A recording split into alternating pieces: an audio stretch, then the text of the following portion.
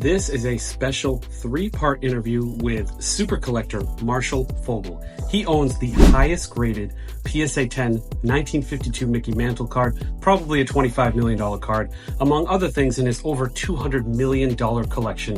LZ and I were extremely lucky to be able to sit down with him and talk about the past in terms of collecting, the present. We get into breaking and card cleaning and all sorts of current issues.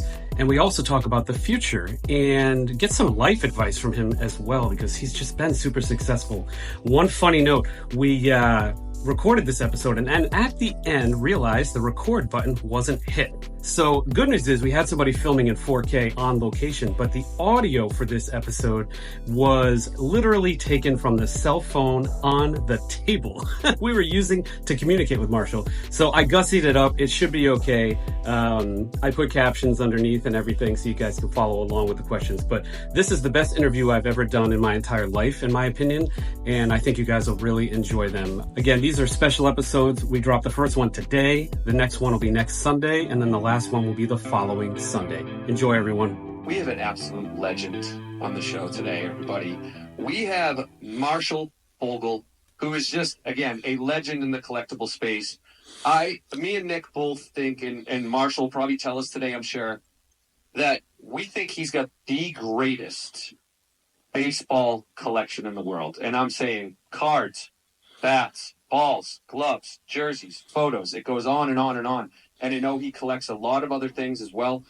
And included in that collection is certainly the 1952 Topps Mickey Mantle, which Marshall has in a PSA 10. In our opinions, and I'm sure Marshall's, it is the best looking PSA 10. So we will get into that. And really, we're going to talk, we're obviously going to talk the hobby. We want Marshall to literally school us and educate us.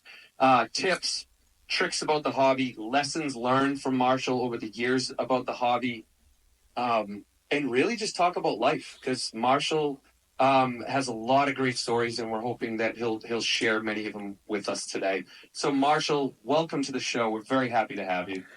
Well, after that incredible introduction, I now believe I'm a legend in my own mind. I appreciate it. I look forward to the interview, and I think we're going to have a lot of fun today. Marshall, my first question is, I wanted to get into your origin story a little bit, and thinking way back. I know you told me you were an attorney for a long period of time, and I just wanted to understand what you did for a career and how you got into collectibles. You know, how did you sort of get into this category? Obviously, you bought the mantle when you did, but how did you get into it initially? I think it started around 1953, which was the first year that we got any Topps baseball cards here in Denver, and it was only the last series that we received. So that last series, I must have had 15 Willie Mays cards, but when I look back on it, they were off center. But I think in my particular environment, that I was always one who had a collector mentality as a kid, collected comic books and toys, and just, I think it was part of the reason is because, after World War II, there wasn't a lot of ways in which you could own a lot of things, so you had to save everything. We used to save newspapers and have newspaper drives. So part of it is, I think, just inherited the idea of collecting, and I think my environment also made it so. But baseball was a big deal back in my day, and Mickey Mantle even then was already a hero, even as far away as Denver. You mentioned that you collected a lot as a child and you had comic books. I'm just curious, do you have anything from your childhood? Do you still have those comic books? No, they wouldn't be worth very much because I read them till they got destroyed. I wasn't into knowing the condition was important, and same with my baseball card collection. I just basically unloaded those after I found them years later, around when I started collecting seriously. I sold them. But it's interesting because I had in 1954 we got the whole set. I must have had 15 or 20 number one Ted Williams cards, but I do recall every one of them was off center. And I make that point because, you know, when you get a PSA 8 or whatever company you use as a grading service, I can tell you there just isn't a lot of PSA 8s when you look at all the cards that are out there. It's 8, 9, and 10 is pretty rare when you consider this is 70, 80 years ago they made these cards. Staying on kind of that origin story of kind of how you got into collecting that Nick mentioned, I assume even like back when you bought this card, it was an expensive card to purchase, I'm sure, at the time. How did your family feel about you investing in that particular card and making an investment like that? The answer is simple. I didn't tell them. They didn't know. I've been a lawyer too long to not figure that one out. So it got to be a secret for quite a while. But over time, I became a hero in my family for the card. Did you ever find yourself, you know, really getting caught up in something that you wanted? Like you felt like, ooh, I went a little too far, or I stretched a little too financially for that? Or did you always stay within your means and make smart buying decisions? Well, I think I was careful, generally speaking, to stay within what I could afford. You have to remember, I was buying common cards, ungraded, 62 tops for $3 a card, and the common 54 tops were like $14 a card. So that was one reason I stayed within my means. However, the Mantle card, that was a stretch. Paying $121,000 in 1996, I had to buy it on terms. David Hall and I had a pretty good relationship. David Hall was the originator of PSA, and historically, he called me up when he was about 1994, 95, and said, I'd like to come to Denver because I need to talk to you. So he came to Denver, and we went to a nice place for dinner. Basically, he was trying to launch a grading service, and a lot of people didn't want to have a grading service because they didn't want to lose control over what they felt was near mint, near mint to mint, and so on. So he asked me if I'd be his poster boy. And I said, well, what do you want me to do? He said, I want you to endorse the product, and I have to sell my collection because then I won't have what appears to be a conflict of interest. So I said, I really believe in grading because when you dealt with dealers back in those days, everybody had a different definition of what near mint to mint is, particularly Al Rosen, Mr. Mint. Everything with Al Rosen was mint. You can figure out that can't be true. So I agreed to it. He graded all my cards for free in quid pro quo for me to be the poster boy for PSA. So that's the background of my endorsement of grading. Has anybody else? I'm sure, but who has reached out to you around endorsing their products? Like, do you get asked probably once a month for somebody to get involved and endorse something? Oh, I don't think it's once. It's not once a month. It's I endorsed the with Mike Baker. The sticker, where you have a black sticker, a silver sticker, a gold sticker. I thought that was a great idea where, you have an 8, is in an 8 that deserves a certain sticker. So my Mantle card has the Holy Grail sticker. And so I don't forget to tell you, the folks, that the reason it's the Holy Grail is Mike Baker graded the 4 9s and the 3 10s. And he wrote me a letter and said, of all those cards, mine 10 is the Holy Grail, the best of the best. And then since that time, Joe Orlando, you may recall he was the president of Collectors Universe, also wrote a letter that as president and CEO of Collectors Universe and PSA, that that the Mantle card that I own is truly, quote, the Holy Grail. So I didn't make that up. But the end of the story is, how lucky did I get? Because when I bought that card, I had no idea whether there were 20 more 10s or whether I had the best of the best. So, in the words of Sandy Koufax, I had the left hand of God on my side when I bought that card. So, Marshall, I almost think of you like Warren Buffett, right? There's a subset of investors out there that day trade or trade by the quarter, trade by the year. And Warren Buffett has been, he's done the same thing, same house, same investments. He's like, people like Coke, people like candy, and he's just kind of gradually grown his stuff over a period of 50 years and eventually just kind of wins the game. You kind of remind me of him in a way, in that you have collected things from so long ago at such a low price, and you've just been smart and held on to them, and they've maintained their value. My question here is, what has made you stick to your collection and not sell here and there and actually hold on to it? Well, in my own personal opinion is that I always had faith that this would catch on. And what the framework for that faith is, so I started in 1989. They had SCD, and then everything was through the mail. They didn't have an internet.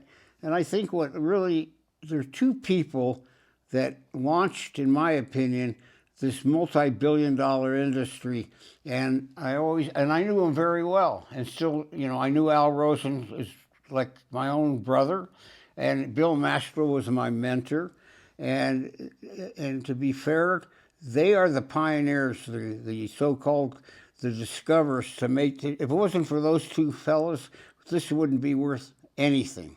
They deserve full credit, but in believing in what they were helping me collect, it made me hold on to it. Now, my collection's in Smithsonian Baseball, which is about a publication that the Smithsonian did, and everybody that had their exhibit collection in that book pretty much have sold it but me.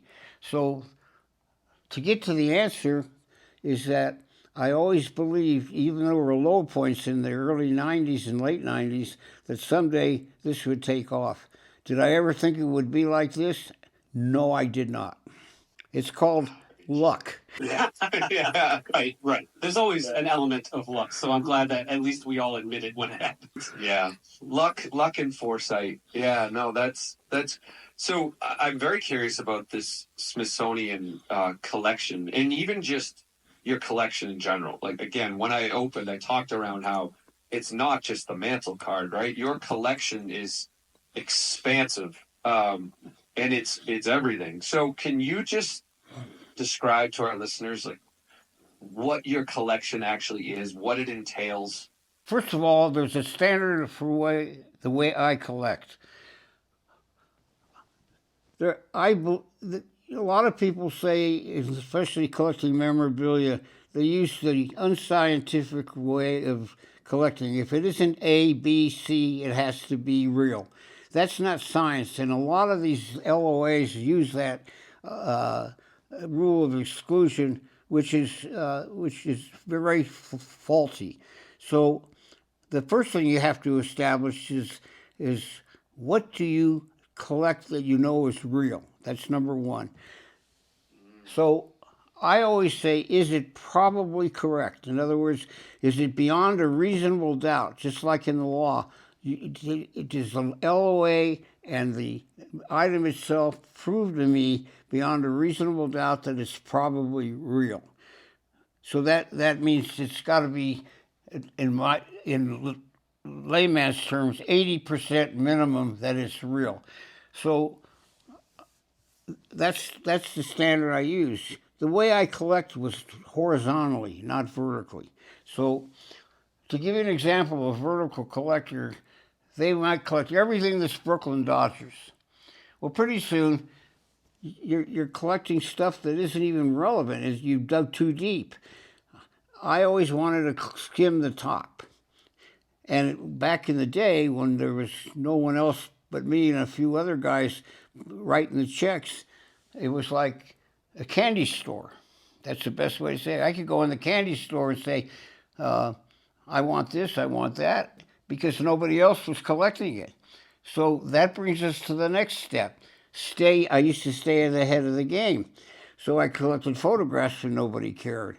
I collected 50 Topps cards when nobody cared. I collected baseball bats, game used it when no one cared. So, of course, now everybody cares about everything. So I had a distinct advantage of having enough foresight and luck to always collect ahead of the curve. And therefore, I didn't pay the top price that people have to pay today. The other problem is that the industry is inflationary. In other words, there's so much money out there with so many people that have money, I call them whales in the ocean, that the demand is greater than the supply. And that's why when you see a card for 1915 Cracker Jack, Wagner, and an 8, all the whales in the ocean want it, and they all have money, and it drives the price up. And what that has done is created a market for 1, 2, 3, 4, 5, 6, and 7s, because 8, 9s, and 10s are not available. So what happens is we really have even a better market now, because stuff that used to be a 4 you couldn't give away, and now it's worth owning, and they don't care about the centering. They just want it to look nice. So we've matured to a point where this is not going away. All right. I want to get your opinion on just some, I don't know what you call them, hot buttons that are going on in the collectible space right now. And you'll probably tell me and Nick that these have been hot buttons for a while, some of them. But the first one is around card cleaning. And I'm just curious, or Nick and I are just curious on what are your thoughts around card cleaning? Are you for? Are you against? What's your opinion on that? My answer is that if there's a gum stain on the back, particularly the 51 Bowmans, 52 Bowmans, look, all you have to do is get Ronson lighter fluid and take the gum stain off. I mean, it's not the end of the world, and you can, if there's a way in which there's a pencil mark and you want to erase it, I don't have a problem with that. Cleaning a card up a little bit. What the problem is trimming it and chalking it. Chalking means that back in the day, if you had a card and it's centered 80-20, left to right, you could take chalk and whiten this one on the side of it so that it's now 60-40. Well, I know the people that were doing that, and of course they got caught. But one thing you learn in this business, every time there's money, there's fraud. Anytime there's money, it's like the new modern cars. Don't think they're not trimmed. When they cut those reflector cars and stuff, they clean them up because they get chipped. So, do I think it's an industry out there of card fixing? Absolutely, and memorabilia fixing, and I call it the world of BS. And that's why, as a collector, you can't buy into these descriptions, Babe Ruth hit 60 home runs and Babe Ruth is a baby. I mean, that's got, what is the product they're trying to sell? And I tell these guys, when you're going to spend this kind of money, even if it's $150, you got to rely on yourself. You got to educate yourself. You got to learn the history. You got to know which auction house is really taking the time to make sure that it's what it's supposed to be. These auction houses are in it for the business. They're not your mentor. That's a lot of ammunition there. That doesn't mean that they're not doing a good job, but they're not there for you to, they're not there for you to rely 100% on them. They only rely on what they're told. You need to know, you need to have your own intelligence and your own research. I do this all the time with 1986 Fleer. I feel like I know more about that set than some graders, and I rely on my opinion when it comes to whether a Jordan rookie is real or not. So I totally agree with that. I have to say, on the '86 Flicker, that's probably the best cut set I've ever seen when they made that set. I've never seen so many perfect cards. Whatever manufacturer did that set, of all the times I've collected, the '86 Flicker basketball to me is manufactured the best set ever in terms of condition and quality. Marshall, what do you were obviously there at the beginning of PSA. You were there before PSA, right? What do you think of PSA now versus back when they started in terms of their prominence in the hobby, maybe in terms of their ability to grade, things like that?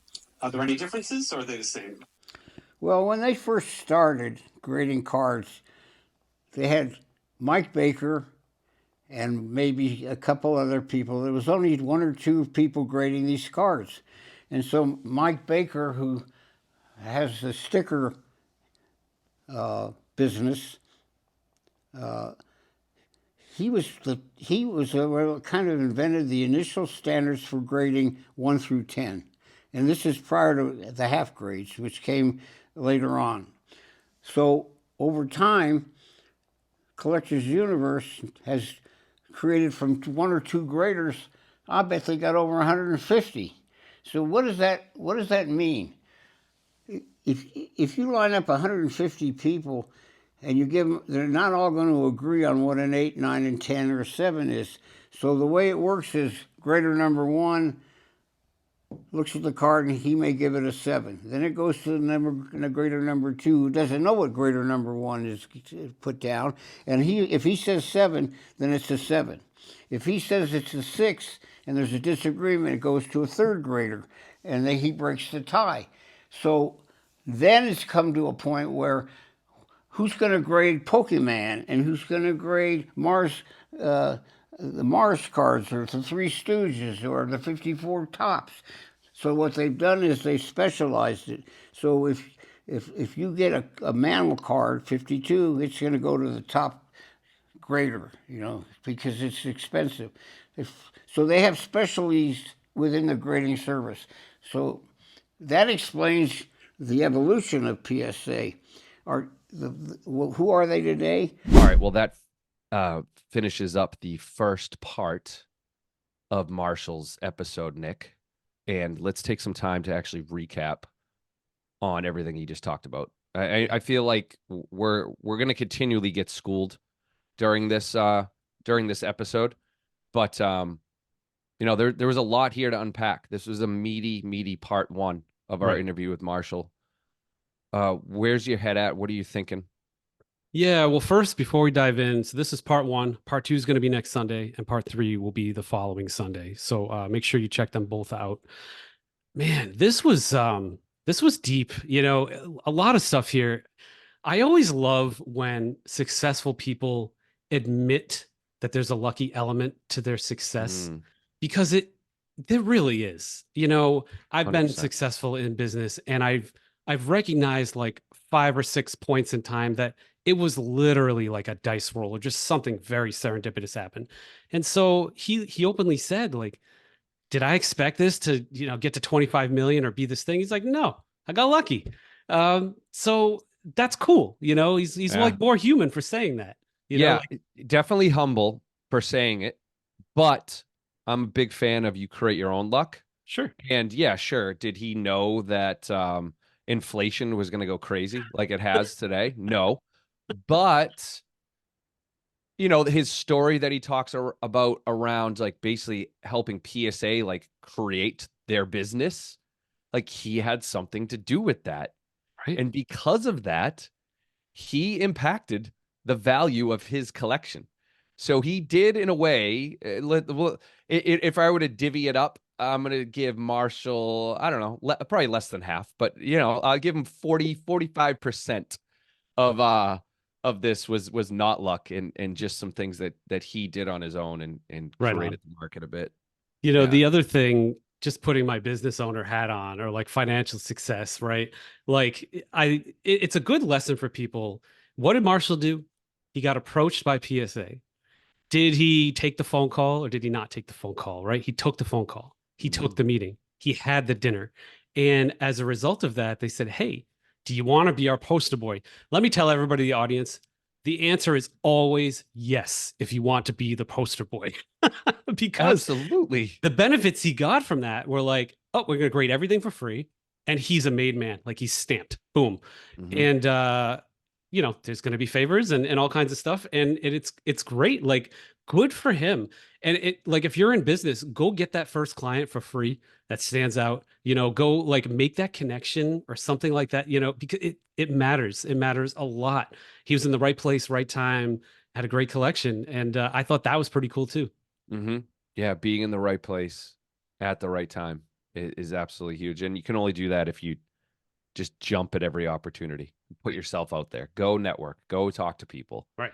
Um, so yeah, that's definitely peace. One of the things that you chimed in on, and I think kind of hit you in a way, it hit me in a way too, but you expressed it a bit more than I did, was his stance on when we asked him about like how to collect and like what do you go after, and he said something to the effect of, I wrote it down on my phone here, collect horizontally, not Mm. vertically, and skim from the top. What are your Love. thoughts? I loved that. I mean, Yeah. it's kind of like I always get into this. I say this to you at least once a week. I say you're playing the wrong game. You know, Mm, like you train your whole life to be an ice luger and you get silver, and then it's like, what do you do next? Or like you obsess about the PSA registry and you get a pin at the end of the year and you're like, what game am I playing here? So I think about that when you're like collecting weird crap down this like vertical funnel, and it's just like mm, collect. You use the example of Coca-Cola, right? Just Coca-Cola. You never went to like vinyl. You never went to like Elvis. You never went to cars. Cool. You might be the best Coke collector on the planet, yeah. but it's not going to catch every opportunity. The more horizontal you are, the wider you diversify, which is very important. We got to remember Pokemon is huge, man. It's much bigger than sports cards. Sorry, it just is. Hmm. It can't hurt to have a little bit of that, a little bit of this from different places in the hobby. Oh yeah. It's like investing 101, right? Yeah. It's just investing 101. You gotta diversify. I actually I definitely took that bit of it. The other thing I took from that was go after the goats, right? He was Yeah. like Yeah. whipping off, some of the guys that he collects, right? And they're all legendary Hall of Famers. Uh, a lot of New York Yankee Hall of Famers. Right. Obviously, Babe Ruth and Mickey Mantle. They're gonna go. They're like my kids know about Babe Ruth and Mickey Mantle, and their kids are gonna know about Babe Ruth and Mickey Mantle. And for today's purposes, modern era, our kids are going to know about Tom Brady and their kids are going to know about Tom Sure. Brady Yeah. and Michael Jordan and Wayne Gretzky. So it comes back to a lot of the things that we talk about, Nick, around go after the goats. You got to figure who they are, but go after them. Right. Yeah. Dude, Hmm. so one other funny thought I had. So just for the audience, we're brother-in-laws. Our Hmm. wives are sisters. What would you think, or what would they think if me and you, or me and you both, were like, just went and bought something, 150 grand in the Oof. mid 90s? I don't know what that is now. It's probably close to a million, I imagine, half million. I don't know.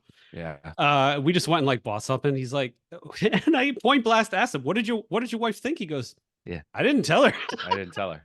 Yeah. Yeah. Cool, I man. didn't tell her. That's Yeah. cool. That's bold. That's bold. I would not be able to get away with not telling her. Yeah, I don't know, same. maybe back in the early 90s there weren't a lot of partners who had joint bank accounts. Maybe that's the way he got away with Yeah, it, maybe but it's easier to hide. yeah, It's I like don't. less electronic record Yeah. or something. Yeah. Dude's got balls. That's all I got to say. You could tell Hmm. he was a litigating attorney Hmm. for a long period of time, which was a cool kind Yeah. of origin story. But he Oh, trusted his gut, right? he yeah. he he made a risk. He knew that risk could possibly piss off his entire family, but he believed in it Did enough it? and it was calculated. He talked a lot about um just educating yourself, right? Like, don't you got to go in and educate yourself on these things, and I'm sure he did. The other thing that I wanted to cover was we asked him about card cleaning, and he's a purist, right? Um, were you shocked by his answer that he's for it, or not for it, but not, I guess, not against it? Yeah, I mean, he was just what I liked was kind of his old school approach. I didn't know what chalking even was. I didn't know Yeah. you could apply lighter fluid to. We don't do that now, man. To get gum off, I Yeah. use pantyhose or like a microfiber. He's like, "Oh, just put some lighter fluid on it." I'm like, Yeah. that sounds cool.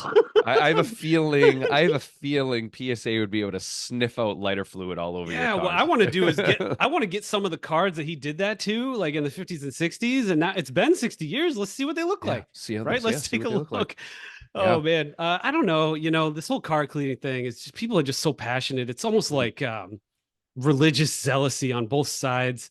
Um, we we've got a little surprise debate coming in a couple of days, LZ and I, on this card cleaning that all of you should enjoy. But Yeah. I think you know, he wasn't for or against. I guess I didn't get into like, hey, are you gonna, send it in for grading after this? I mean, basically he was like, we all did it. Some of us got caught, some of us didn't. Sounds like a Mhm. very old school way to think about it, to be honest. Yeah. Yep. Yeah. I guess I wasn't really shocked either. I would I mean, maybe I was a little shocked. I would think a lot of the purists are probably like against it, especially with this new wax that's out there that works wonders for cards. Yeah, yeah. And these cleaning products. But all right, the other thing that I think me and Nick each shedded a tear that he mentioned was that he had some glowing things to say about the 86 Flair basketball set. Oh, right. Yeah. He The did. best cut set. As I'm Yes. telling him that I want to cut up an uncut sheet. Yeah. And Oh, what I man. wanted to say to him, well, Marshall, I've been getting a lot of 4s and 5s back from PSA, so I don't really know if that really They don't agree with you anymore. They I did. don't think Now they don't. I don't think they agree. Yeah. But he agreed on pop control too. So Mhm. I totally get Yeah. it. Yeah. Yeah. Yeah. Cool. All right. Well, I mean, anything else you want to cover? No, I think that's a good recap. I Yeah. just for the audience, part 2 is awesome. We just to tease it a little bit, he gets into kind of the whole Fanatics PSA thing, Mhm. Turner versus Rubin. We ask him point blank about some opportunities, thoughts Yeah, on breaking. one-on-ones. Yeah, breaking, just Yeah. current hobby stuff. Nick, I think that's the biggest teaser for the next episode is to tune in around one of ones. Yeah, One of ones. We spent a lot of time talking about that. yeah. And Marshall has an opinion. Yes, a strong he opinion. does. He does. Yes, he does. So, Yes. as I said, look for that one. It'll be out audio and video next Sunday, part 2. Thanks, everyone. Bye, everybody.